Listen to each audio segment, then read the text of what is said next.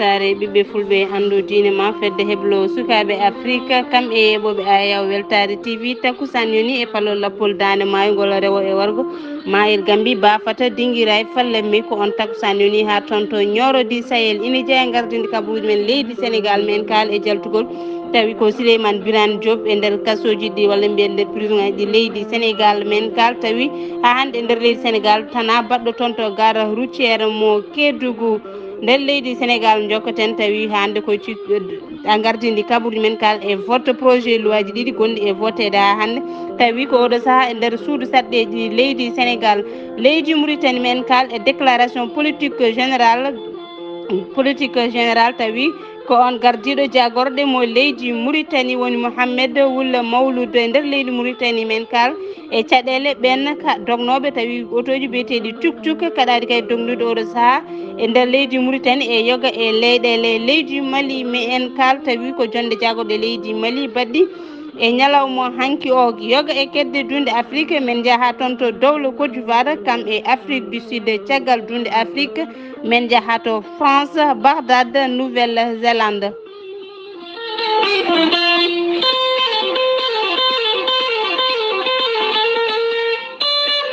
ko adi ko eɗen natana kabaruji men e ɗemgal pular mais en keɗo communiqué ceerno Djiby e sawtol haali Abouba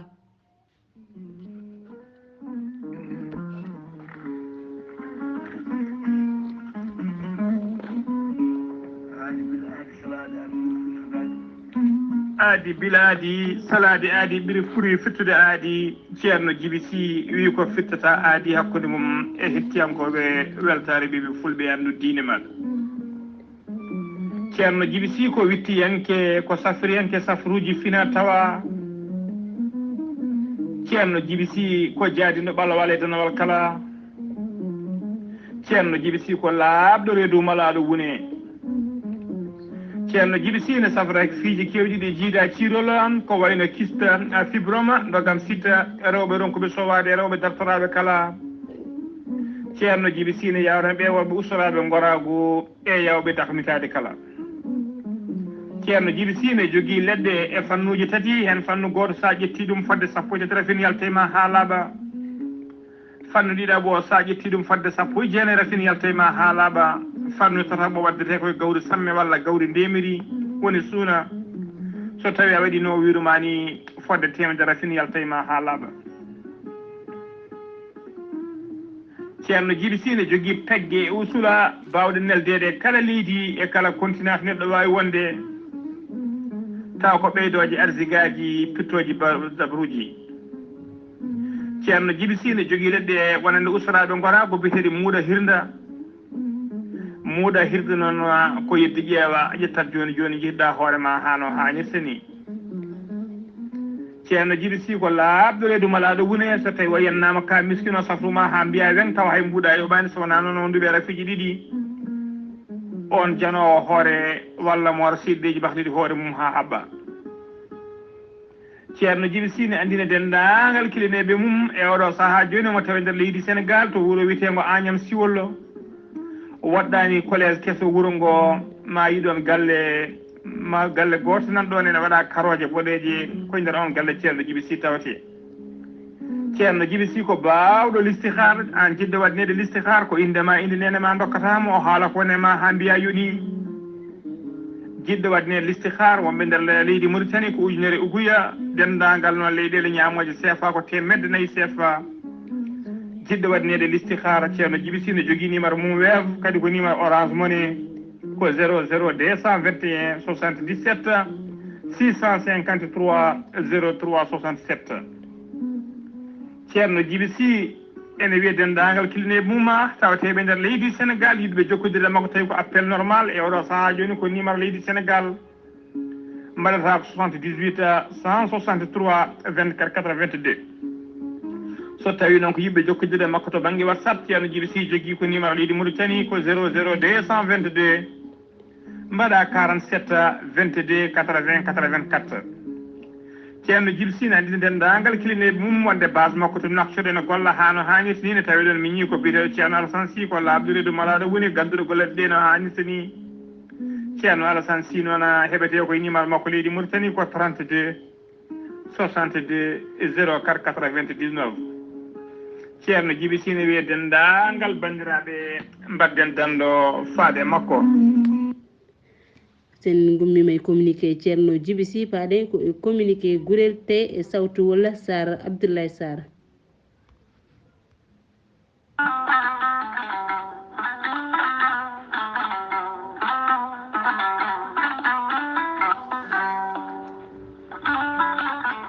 gurel te ko haa ko moƴƴo iwru ko en tokkore dinnooro ari ko wallude en e safrude en haa moni kala yiito heen hoore muɗuma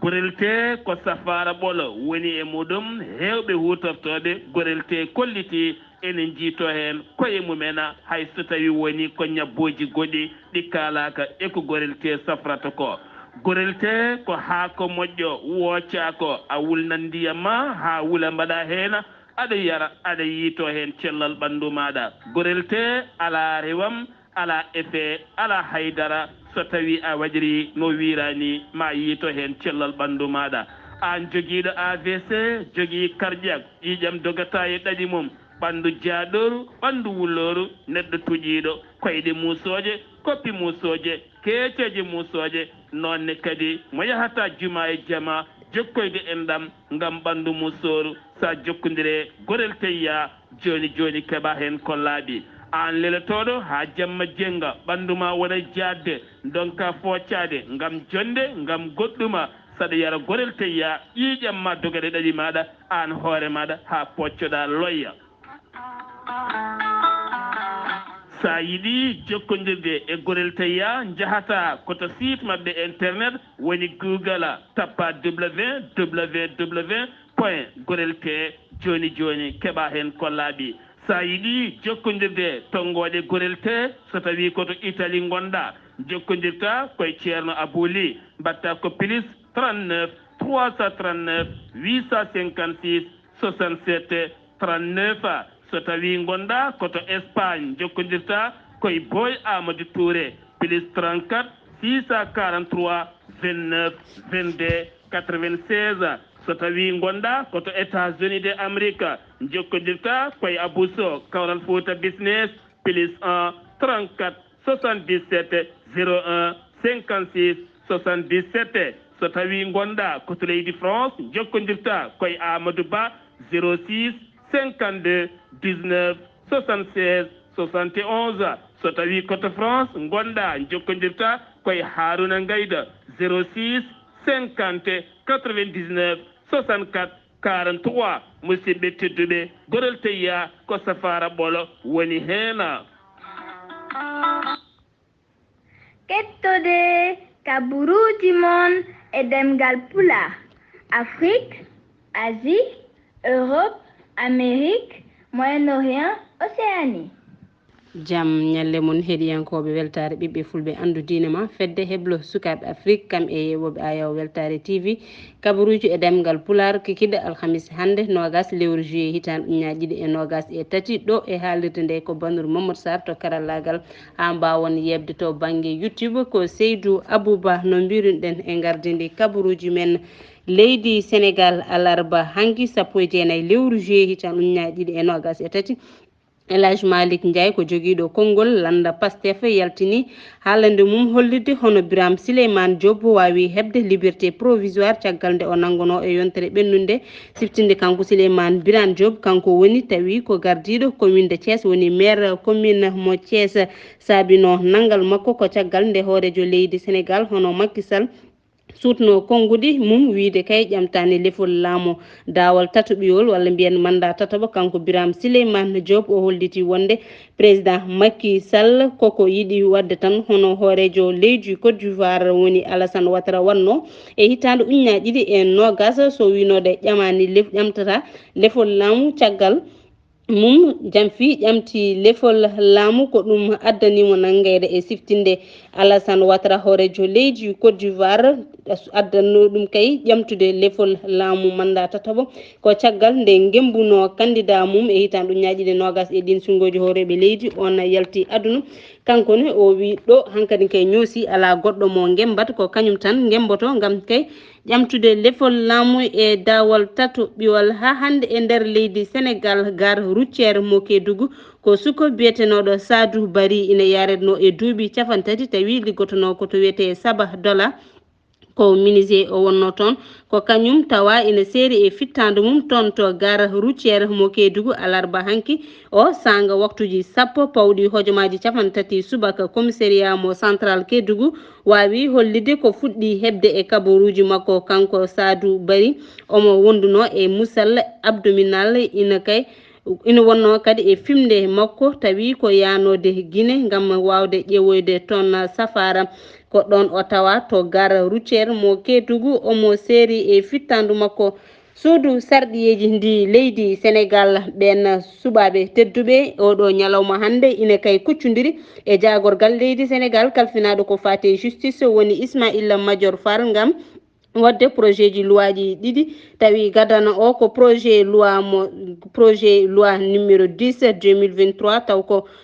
tawi kay ko yidde wawde memtade projet loi mo numéro 161 bannoɗo e ñalde nogasi joyi hitan ujunere e temedde jeenayyi e capanɗe jeegom e joyi projet loi ɗiɗaɓo o on ko gam kay wawde tawi ko projet loi baylanoɗo projet loi mbaylandi mbaɗonodi ma waw jangguitede woni article L 29 e sanga walla mbiyen waktuji 15 o on saaha kay eɓe goni e foftere ɓe cuwano fuɗɗitade konde tan hen cafanɗe nayo mbawino sudde konnguɗe eɓe kedderano jeenayo ɓen ɓe cuwano sudde konnguɗe dadiɓe tawi ko nden renoɓe joguiɓe ndenka e nder leydi Sénégal taw ko police en jamma talata ina wiyeta alarba hanki o ɓe mbawi wadde opération guila tan kay ko wiyete waktuji nogas jamma ha waktuji jeegom subaka temeɗɗe joyi police tawi ko waɗɓe tini ina wonde waɗɓe civil en kamɓe kamɓe mbawi wadde on opération ɓe teeɓima temeɗɗe tati e nogas e joyo neɗɗo temedere e capanɗe jeetati e goho ɓen keeɓi nanguede capanɗe jeeɗiɗi e jeenayo nanguira koko fati e manifestation nogas e jeegom goni ko e waɗede enquête 13 nanguira koko fati e drogue ina wonde jeegom ɓen nanguira tawi koko fati e piile kam e gagnande e yimɓe ɗiɗo ɓen nanguira ko guyka jeegom woɗɓe ɓen nanguira tawi koko fati walla mbiyen teɓira koko fati faux et usage de faux ha hande e nder leydi Sénégal min jokku kabaruji men jaɓɓotomi ko Amadou Ibrahima Kebe tawi ko kabaruji ko fati e kabaruji nder wuuro ngo Ziguinchor. Assalamu aleykum wa rahmatullah. aleykum salam wa rahmatullahi taala wa barakatuhu. Bano Mamadou Sarr a salmitama a juurama. kabaruji garan en ɗo e nder Ziguinchor enen gandi hankkadi musiba mawɗo waɗi ɗo e leegal biyetegal Jubok. holɗum ina wayno suka debbo goto omo yara duuɓi 16 kuurade masimo e dabal galle mabɓe waktude toɓata nde. ɗum noon ina wayno ɓe tawimo tan ko omo takki e ɓalal. ɗum ɗo woni ko kewi ɗo hanki kikiɗe ndew noon toɓo hewngo hanki jippima ɗo henna fewde jamma o fewde subaka o. so en garti e dille baɗɗi ɗo henna e affaire yakar holɗum Mamadou Lamine Jemmede yiddi ha mimi leydi militaji Ziguinchor wiyede militaji ummima ɗo henna jeehi to e Dakar Bignona Kafountine Diouloulou Adiyana Kataba pour affaire Ablaye Dawoudou Diallo ɓe gondi ɗum ɗon noon ɓe kamɓe de ɓe jeddi ɓe mbi kamɓe de ɓe nelaniɓe kadi ɓe tinani ɓe ngala hen hande ɓe ngala hen janggo eɗen gandi affaire yakare nde ɗo henna woni koye caɗele ɓe goni koye fusde saabu haalaji ɗi keewi ɓe mbi noon ɗum ɗo fof waɗi ɗum ko président de la république ñande woppinde o fonno wiide tan candidat ko kaari ɓe ganda ɗum ɗon noon caɗele nana gara Dakar deeƴani Ziguinchor deeƴani Kolda nani e nguttu ɗum ɗo de eɓe gaddi ɗo fewi ɗo moƴƴani ɓe jogori tan yaade ko pusku so tawi en garti ɗo hôpital Ziguinchor eɗen gandi hôpital de ko ñawɓe kewno yaade toon kono ko hôpital o rafa hakkude liggotoɓe ɓe e directeur mabɓe e syndicaliste ina wayno liggotoɓe ɓe dey ɓe mbi directeur mabɓe mbiyetene Jamme Diop o de goho ko ardi fo o wujji kalis gonnoɗo ɗon e hôpital o ɗimi welngel contrat ji maɓɓe gonnoɗo ɗon ndi ha joni o jaɓani signinde. Tati ɓiwel ngel ina wayno budget o ala koko wujja tan ha laaɓi. Nayi ɓiwel ngel ɓe mbi ina wayno safara ala toon hande kala neɗɗo garɗo hande ina safro wawata dañde holɗum leɗɗe ko ina safroro. Kanko jamme joomi noon e jokkodirɗe makko o jaabima o wi ɗum wona gonga ko haala ka ko wona gonga saabu contrat ji ɗi goo o yiyani sako omo wawi signinde. Ɗiɗi koɓe mbi o wujji kalis ko kalis o nan ɗon. Tati koɓe mbi budget o ɓeydaki o wi budget o ɓeydima. Nayi koɓe mbi machine ngaji ɗi ko paani ɗi safara ala ɗon hande ɗum wona gonga ina wayno ko haala bonka tan. ɗum noon Weltare TV musidɗo mon Ahmad Issa Keɓe gorko motto kabaruji ɗo fuɗa radio Zik FM jokkodirde Bano Mamadou Sarr yo Allah to walde jam. A jarama Amadou Issaga Keɓe e ɗin kabaruji tawi ko e nder wuuro ngo Ziguinchor gasnirten kabaruji men e nder leydi Sénégal ko ton to Kaolack caggal kay tana bannoɗo ñande 11 lewru juillet hitande uñaji ɗe nogas e tati ndu gonɗen cukalel basno ngel fittandu mum tawi warno ɗum ko masse courant e nder quartier Sam ina tawi e nder commune mo Kaolack hankine ko suka goɗɗo joom duuɓi 16 biyetenoɗo Assane Gueye o wonno ko apprenti tailleur ko kañum wasi fittandu mum saabi ɗum kañumne ko masse bannoɗe e machine ñoto mo o joɗino sanga waktuji 14 kikiɗe hanki to Kaolack ha hande e tawi ko wadde erago faade yimɓeɓe ene anda ko saaha ndungu wona e ɗin masuji courant ɗe battata haqqille no fewi. Sen gummima leydi Sénégal paɗen koto leydi Mauritanie e nder leydi Mauritanie déclaration politique général gardiɗo jagorɗo leydi Mauritanie woni Mohamed Wul Mawlud holliti wonde laamu ngu ma wat tawi ko haut conseiller de la décentralisation tawi kay ko eɓɓore hesere wonata e haalande makko hande alhamisa nogas lewru juillet tan ñaƴiɗe nogas e nder suudu sarɗiyeji ndi leydi Mauritanie omo hollita wonde état ji suudu sarɗiyeji ma memte tawi kay ko e haalande makko tawi o hollitani sababuji nder nde ɗon haalande ko jokki e haalande makko ko wiide kay ma laamu leydi Mauritanie wadde service aji walla kay ma liggo e service aji publique ɗi kala gondi e nder région ngaji ɗi foof goɗɗum e nder nde ɗon haalande ko o ɓeydi hen omo hollita wonde tan wonde kanko jagorgal gardiɗo jagorɗe leydi Mauritanie mo waɗa défendre bilan tawi ko hoorejo leydi Mauritanie woni Mohamed Wul Cheikh El Ghazouani hollidde ha hande tawi hollita hande ha hande tawi ko ɗerewol ƴettugol lawol kesol ko fati e ko woni e gardigu laamu ngu leydi Mauritanie ha hande e nder leydi Mauritanie caggal nde laamu leydi Mauritanie neldi yimɓe e nder temedere e jeegom commune e nder leydi Mauritanie to hawdul sharqi hawdul garbi Asaba gorgol Brakna ina wonde Guidimaha commissariat tawi ko joguiɓe ko fati haqqeji aade fuɗɗima caravane ngam hirjinde ɗina diwanuji yo mbaw kay toppitade ha mbawa winditade e registre national des populations et des titres sécurité taw kay ɓe mbaddi jungo e fandu wiyeteɓe les organisations tawi ko des sociétés civiles ngam wadde gon hirjino ha hande e nder leydi Mauritanie tawi ko ɓen haɗaɓe dogdude ko fate ɗin autoji tuk biyeteɗi tuk e nder yoga e diwanuji walla mbiyen e yoga e nder nokkuji wuuro lamorgo ngo teskama ha hande ɗen caɗele ina jokki no fewi walla caɗele koko ɓeydi saabu ɗum tan ɓen waɗoɓe taxi ji heddiɓe ɓen kañumen ɓeyda prix ji ɗi walla ɓeydi gasni teskama toon to fati toon to banggue bemde e yoga e nokkuji ha hande kabaruji men e ɗemgal Pulaar kikide alhamisa hande to leydi Mali laamu leydi Mali yuɓini jonde jagorɗe e ñalawma hanki o teskama hen toɓɓe ɗiɗi hen wotere tawi ko ɓe mbiyata adopté des projets de texte toɓɓere ɗiɗomere nde ko wadde procès de nomination woni kay wadde waylo e nder gouvernement o e nder nden jonde jagorgal kalfinagal tawi koko fati état kam e jagorgal tawi ko fati administration et territorial et de la décentralisation yaltini kay décret ngam yidde fewjude walla yidde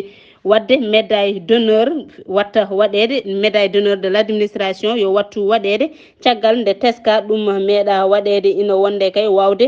wurnude golle ɓen tawi ko lomtiɓe laamu ngu e nder yoga e diwnuji ko wayno ɓen ardiɓe guure ha e ardiɓe leeɗe kala sen gummima leydi Mali paɗen koto dowla Côte d'Ivoire sungoji mairie ji toon to dowla Côte d'Ivoire koko fati e déposgol liste ɓen jogorɓe walla ɓen mbiyen ɓen jogorɓe wonde candidat walla ɓen jogorɓe ƴamde ɗin mairie ji dirtinama jogorno wonde ko ñande 19 nduɗo lewru ndu gonɗe hitande uñaji nogas tati dirtinama ha ñalde nogas e tati walla ha nogas e tati lewru nogas tati lewru juillet nduɗo ndu gonɗen dirtinama ha kay e lewru septembre tawi ñaagui ɗum ko landa PDCI ina wonde landa PDACI namdino wonde kay yo mbaɗane ɗum Afrique du Sud ko dowla Afrique du Sud holliti wonde jonde ndeɓe inniri kay sommet BRICS jogorde wadde nogas e ɗiɗi ha nogas e nayyi lewru août fandu ɓe kolliti wonde de ɓe jaɓɓaki hen lamɗo leydi russe woni Vladimir Poutine caggal dunde Afrique jeheten koto leydi France jonde jagorɗe leydi France alhamisa hande ko ɓuura teskede hen ko wonde kay biyeteɗo Gabriel Attal ko suka jareteɗo e duuɓi 34 jogori lomtade on biyeteɗo Pape Ndiaye ko kañum wonno jagorgal kalfinaɗo ko fati e jangde e nder leydi France ko kanko Gabriel Attal jogori lomtade ko hollita kay ko wonde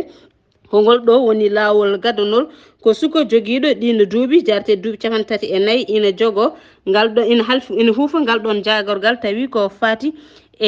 fati e jangde e nder leydi France Bagdad ambassade mo siyada taweteɗo e nder Bagdad ko kañum sumi e subaka hande o nde manifestation ngaji gulɗi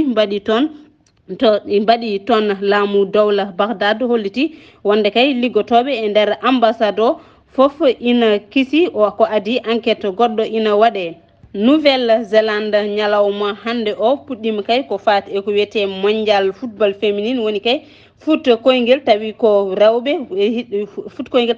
tawi ko ñalawma hande o fuɗɗino toon kulol noon kulol ne huula saabu caggal nde fusil goto felli toon e nder Nouvelle-Zélande yimɓe tato mbasi hen pittali mumen gasi ha laaɓi ko tongunɗen e kabaruji kikiɗe alhamisa hande nogas lewru juillet hitande uñaɗiɗe nogas e tati e sawtole ko Banirou Mamadou Sarr to karallagal ha mbawno yebde to banggue YouTube ko Seydou Abouba en ñaaguima yafuyi konde kadi en jettini duwaw walla en neldi duwaw e sawtolam tawi ko yamirode weltare ɓiɓɓe fulɓe fof neldude duwaw ɓesgu jinnaɗo meɗen honno Abou Mangane walla mbiyen Abou Seydou Lel jaltuɗo aduna jamma hande o ɗo e Nouakchott wirnama e ñalawma hande o indonima dendagal gallo foof ardorade adorade Ablaye ha e Souleymane kam e Hawa e Mariam Binir foof en donimama kamɓe dendagal mbaña foof neldudeɓe duwaw gasi ha laaɓi ko tongunɗen kabaruji e kikiɗe alhamisa hande en ceerata e gasnude e yettude e jarde Sar Abdoulaye Sar Haali Abouba Amadou Dia no pulaar wiyata so tawi gamde cukalel yooɗi ko yumma jagge balaɓe ha wawi yorde ɗum noon en jettiɓe en jaariɓe aadi men kabaruji kikiɗe janggo inchallah